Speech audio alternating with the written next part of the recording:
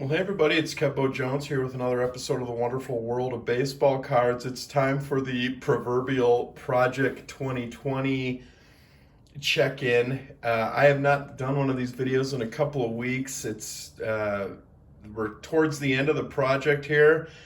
Cards have kind of slowed down and coming in, and I had a bunch that came when I was gone over Thanksgiving and hadn't really gotten the chance to go through them. So I just grabbed 15 cards, recent ones that had shown up over the last probably month or so. I just kind of blindly grabbed 15. I label them all after I do like videos like this, but I got a bunch more. But I just grabbed a random stack of 15 to kind of see what would show up. And of course, I look at this through my video screen, and the cards look amazing. I mean, this set is truly something special. Just really enjoying these, and I thought I'd just go through them again as we're coming down the long and winding road here. And I thought tonight maybe we'll start at the bottom. Beautiful card. Matt Taylor, Bob Gibson. That's a great looking card. If you get the chance to watch the interview with Blake Jameson and Matt Taylor, it's great. Matt Taylor is definitely the sensitive artist type, and puts a lot of work into his cards. And this is a really nice example of one of his later works, this Bob Gibson. So I thought I would feature that. This one is a blast. This has like a total 80s vibe to it, but I love it. Another Bob Gibson. The Fucci Bob Gibson. Great looking cards, super fun. I don't have a bad thing to say about this card. It's great. It's totally got a mid-80s vibe to it. And looks like it would be like something that they do for Topps Kids or something. But super fun. Love that card, the Fucci Gibson. Really great.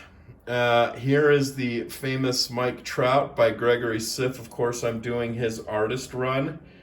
Was not lucky enough to get a foil. I'm not one of the chosen ones.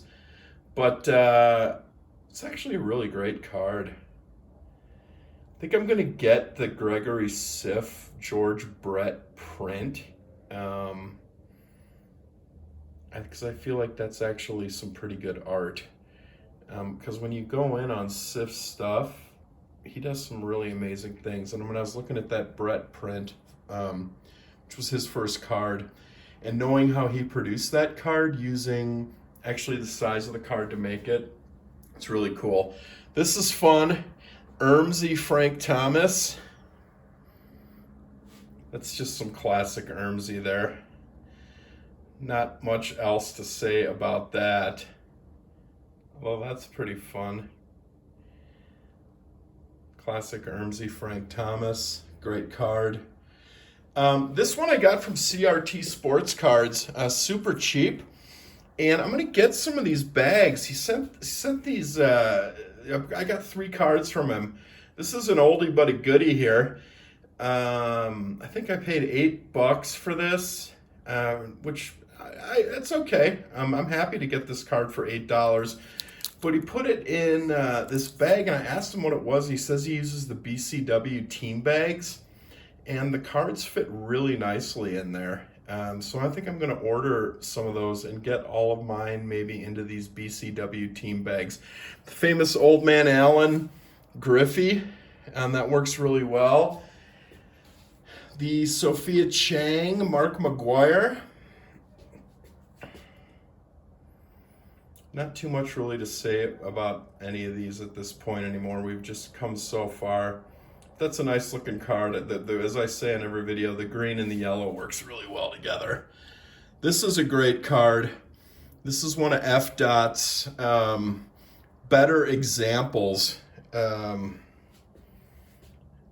his recent cards. This is one of the best, I think, Rivera cards, and I think this is probably one of the best F.Dot cards. Again, There's not really anything that you can say bad about this, and I love that he's starting to incorporate some more of his kind of blob type artwork into his cards. And this card is just so clean. FDOT got so busy there for about a 10 card stretch, and this is really nice to go back to the simplicity. Great card. I think that's Rivera's actually one of my favorite cards of the set. Keith Shore, Ricky Henderson. Again, really not too much to say about that one. Fun card. Would have been much better if Ricky was in pirate hats, though. But it's a fun card. Here's, of course, the most polarizing artist of the set, but this card looks great. Joshua Vides, Frank Thomas. It's just a great looking card. I really like it. Really like the Vides Thomas. Looks really, really good. Really good. Nice card. Very nice card. Andrew Thiel, continuing the trend with his movie poster art. His Jackie Robinson. Decent Thiel card. Nailed it pretty good. This looks more like one from his maybe Heritage series, but not really much more to say about Andrew Thiel. But I'm doing the Jackie run, so I got that. It's a nice card. Kind of basic. Thiel bums me out because I just saw that Mike Trout print that came out that he did, which was maybe in the first 35 cards. And I wish he would have stuck more with that kind of Leroy Neiman vibe he started on with the early cards that he did. It's kind of bummer. And he outthinks himself, I think, on these. Here's a fun one. Wondering when he's going to come out with another card. Nolan Ryan, Don C. I love Don C's set. I think the last week is going to be all Don C cards, though. That's a great looking card. I love the flames. Super great. Super great. Super fun.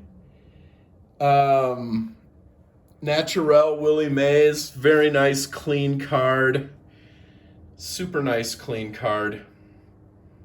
I'm, of course, a master of the triangles. Look at how he even did the signature in triangles.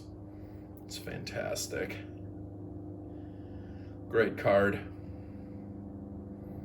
You know, his stuff is very simple but very complex at the same time. And it's a very, very nice Willie Mays. Look at how he even did the New York Giants logo. So you hold it out and it all kind of makes sense, and then you bring it in, but then you hold it out and look at like the logo on the New York Giants. Great set. Great set. This one is super fun. This has another kind of 80s feel to it. Jacob Rochester, Don Mattingly. This has like a, I don't know, 80s advertisement or something. And of course, you know, Rochester's the font master. This is a great card, and I love the use of the purple in the back. Something about it works really well. Jacob Rochester's definitely changed as the set has gone on. But quietly, I think one of the dark horse great artists of this set. Very underrated and very underappreciated. This Mattingly is sweet, though. It's got a total 80s vibe to it, and I just love it. Rochester nailed it. This is a really fun grotesque. This this Rivera's great. I like what he did on this with the flipped image. And the color scheme on this is really great as well. Grotesque was one of the early, I started with him with his first card with I think it was Tony Gwynn, and have just been going since then. Or maybe it was the Bob Gibson, I don't know. But I like his style. He has not let this set affect him. He does his thing. Like how he sneaks the Bowman logo in there. That's just a great looking card. super fun for a very, very difficult card to work with.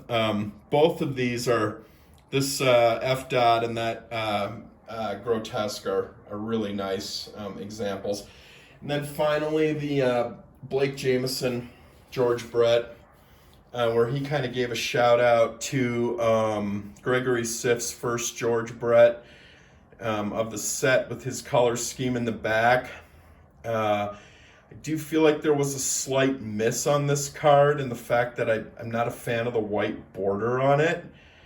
I wish Blake would have taken advantage of the, what is it, pink and green on the original. Pink, green, and blue maybe. But that's still a nice card. George Brett has a really neat set as it's all coming together. A really, really neat looking set. But finally, the Blake Jameson, George Brett. So, folks, I probably am going to have maybe 1 or 2 more of these videos in the series. It has been an amazing adventure. I'm definitely looking forward to it being over. But kind of just looking at these all laid out again, it really reminds me why I love this set. So, this is Kev Jones with the Wonderful World of Baseball cards from Project 2020 Land, and I'll see you soon. Later.